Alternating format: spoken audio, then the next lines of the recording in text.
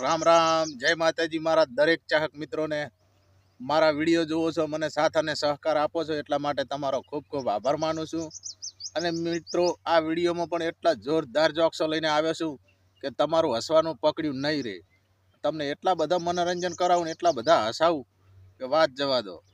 તો સરસ મજાના જોક્સોની શરૂઆત કરવી છે તો શાંતિથી આખો વિડીયો જોજો અને ભરપૂર આનંદ મળશે એટલે ગેરંટી આલું છું. તો શરૂઆત કરું જોક્સોથી. આ લગ્નની સિઝન ચાલે છે એટલે એક જોરદાર જોક સંભળાવી દઉં લગ્ન વિશે. કે હમણાં એક વેવીએ લગ્નનો આદર્ય અને કંકોત્રી છપાવી, પણ ટવકાની જગ્યાએ કંકોત્રીમાં લખ્યું કે દારૂ પીનારા કોઈ પણ વ્યક્તિ લગ્નની અંદર આવતા નહીં. મને માતાના વરલાડો જ ના આવ્યો, બોલો. મને એવું લાગે ફૂલ દારૂડિયો હશે. આજે રાત્રે બરોબર અડધી રાત થઈ, 12-1 વાગ્યાનો સમય થયો અને અમારા કાકો જાગ્યા અને ઘરના બધાને જગાડ્યા. એટલે મેં પૂછ્યું, કાકા કેમ બધા અડધી રાતે હેરાન કરો છો? મને કે હું મારા ચશ્મા ગોતું છું, જડતા નથી. હું કેમ અડધી રાતે ચશ્મા શું કરવા તમારે? મને કે સપનું જોરદાર આવ્યું પણ મેં ઝોંખું દેખાય છે.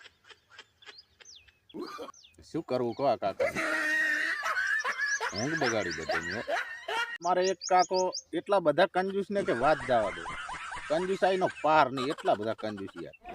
હા, હમણાં એક દિવસ ઘરની બહાર નીકળ્યા ફરવા, થોડી વાર થી પાછા આવ્યા. બોલો, એમની પત્ની કે કેમ પાછા આવ્યા? અરે કે ઘરની લાઈટ ચાલુ રહી ગઈ હતી, બંધ કરવા આવ્યો. એમની પત્ની કે વાંધો નહીં, તો મેં બંધ કરી દીધી, પણ આ તમે ગયા ને પાછા આવ્યા, તમારા ચંપલ નહીં કસાણા હોય? મને માતાના કાકો હાથમાં ચંપલ લઈને બતાવ્યા પત્નીને કે જો ચંપલ પહેરેલા નતા, હાથમાં રાખીને પાછો આવ્યો. આપણે ગામડિયા આપણા બાળકો લઈને જો અમદાવાદની સિટીની અંદર કોંકરિયા તળાવની અંદર જો ફરવા ગયા હોય ને, અને એમાં જો પ્રાણી સંગ્રહાલયમાં ઘૂસી જઈએ ને, તો ત્યાં આગળ તમે સિટીના છોકરાઓ જોજો, કોઈ વાંદરો કે કોઈ સિંહ કે કોઈ વાઘ કે કોઈ સૂતેલો હોય તો સિટીના છોકરા એકદમ સાયલેન્ટ થઈ જાય, કીપ સાયલેન્ટ. એવું બિચારો સૂતા છે જાનવર, હેરાન ના કરાય.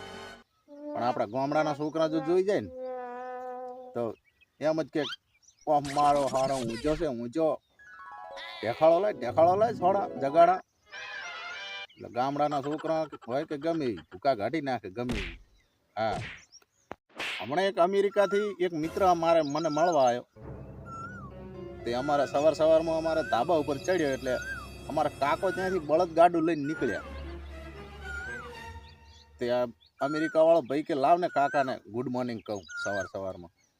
એટલે નીચે જોયું કાકો જતા હતા કે કાકા ગુડ મોર્નિંગ. હવે ગામડાના કાકો અભણ, ટપો પડે નહીં, એમને એમ થયું મારું નામ પૂછતો હશે. તે કે ભૂરા કાકા એમ કઈ નીકળી જાય. એટલે અમેરિકા વાળો વિચારમાં પડ્યો. બીજો દિવસ થયો ને સવારમાં વળી ભાઈ તો ઉપર ચડ્યા એટલે કાકો ફરી નીકળ્યા ધંધો કરવા માટે ખેતરમાં. એટલે વળી આને કીધું કે ગુડ મોર્નિંગ. વળી કાકો કે ભૂરા કાકા. વળી એમ થયું. વળી ત્રીજો દિવસ થયો ને વળી એની જ ઘટના. વળી અમેરિકા વાળો કે ગુડ મોર્નિંગ. વળી આ કાકાને એમ થયું કે રોજ મારું નામ ભૂલી જાય છે, ભૂરા કાકા એમ કરીને વળી કાકો તો નીકળી ગયો. કાકો તો ઘેર આવ્યા એટલે એક ભણેલા વ્યક્તિને પૂછ્યું કે આ રોજ મારું એક ભાઈ ધાબા ઉપર ચડીને મને કે ગુડ મોર્નિંગ કહે છે, અને હું રોજ એને મારું નામ કહું છું ભૂરા કાકા, તો એ રોજ મારું નામ ભૂલી જાય. પેલો ભાઈ કે તમારું નામ નથી પૂછતા, તમને ગુડ મોર્નિંગ કહે છે, એટલે કે સારી સવાર, શુભ સવાર એવું કહે છે. કે કઈ વાંધો નહીં. ચોથા દિવસે કાકો નીકળ્યા ને વળી અમેરિકા વાળા ભાઈએ સામેથી કીધું, પણ અહીંયા ના કહેવા આવ્યું. કાકે એમને પેલા એમ કાકે કહી દીધું કે આજ તો હું એને પહેલથી કહી દઉં. કાકો નીકળે અવાજ ઓલા ભાઈને જોઈ ગયા કે ગુડ મોર્નિંગ. તો પેલો અમેરિકા વાળો ભાઈ કે ભૂરા કાકા. હવે આ ગામડાના કાકાએ અમેરિકા વાળાને ગોટે ચડાવી દીધા. બોલો. હા, પેલા ભાઈને એમ કે આવો રિવાજ હશે. હવે એક દિવસ કંજૂસ કાકો મરી ગયા. કોણ તે બાપ એવા બેટા ને વડ એવા ટેટા એવી કહેવત છે ને. એટલે છોકરાઓ બધા ભેળા થયા કે દાદા જતા રહ્યા હો. પછી એમાંથી એક છોકરો બોલ્યો કે આપણે પેલા જીવાભાઈનું કે 407 છે એ મંગાવી લ્યો ને, 500 રૂપિયા ભાડું થશે. આ કાકો આટલા બધા ભારે છે ને શરીરમાં છે તો કેવી રીતના લઈ જઈશું સ્મશાને, 500 રૂપિયા ભાડામાં પતી જશે. બીજો વચેટ છોકરો બોલ્યો કે 500 ખર્ચવા એના કરતાં આપણે કોંતીલાલનું ટ્રેક્ટર મંગાવી લો ને, 300 કે 250 300 પતી જશે, એમાં નાખીને લઈ જઈએ. તો એમાં સૌથી નાનો છોકરો એમ બોલ્યો કે હવે એ 250 300 ખર્ચવા એના કરતાં કે આપણે મફાભાઈની લારી મગાવો ને, 50 રૂપિયામાં ઠેલી મેકશું. હવે તમે નહીં માનો, કાકો ઊભા થઈને બોલ્યા કે મારા હારું મારા સંપલ લાવો, હું હેડ તો પહોંચી જઈશ.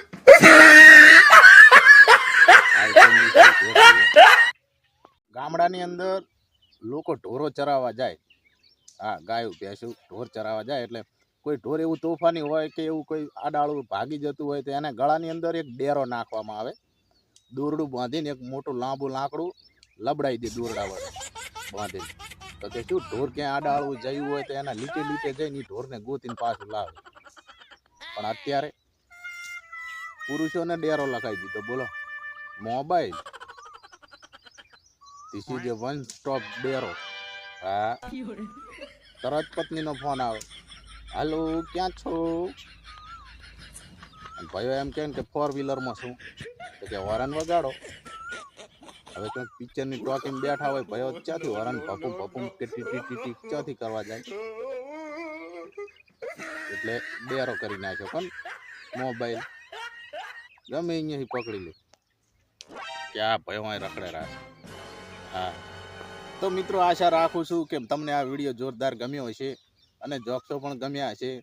તો વિડીયાને એક લાઈક કરજો, સાથ આપજો, સપોર્ટ આપજો. અને ચેનલને સબસ્ક્રાઈબ ના કરેલી હોય તો મિત્રો પ્લીઝ સબસ્ક્રાઈબ કરી દેજો. તો મારો પણ સાહસ વધે, મને પણ સારા જોક્સો સંભળાવવાની મજા આવે અને મારું સાહસ એકદમ આસમાને પહોંચી જાય. હા, હિંમત વધે મારી. તો સપોર્ટ કરવા ફૂલ વિનંતી છે. અને મળીએ બીજા વિડીયોમાં નવા જોક્સો સાથે. ત્યાં સુધી રજા માગું. જય માતાજી.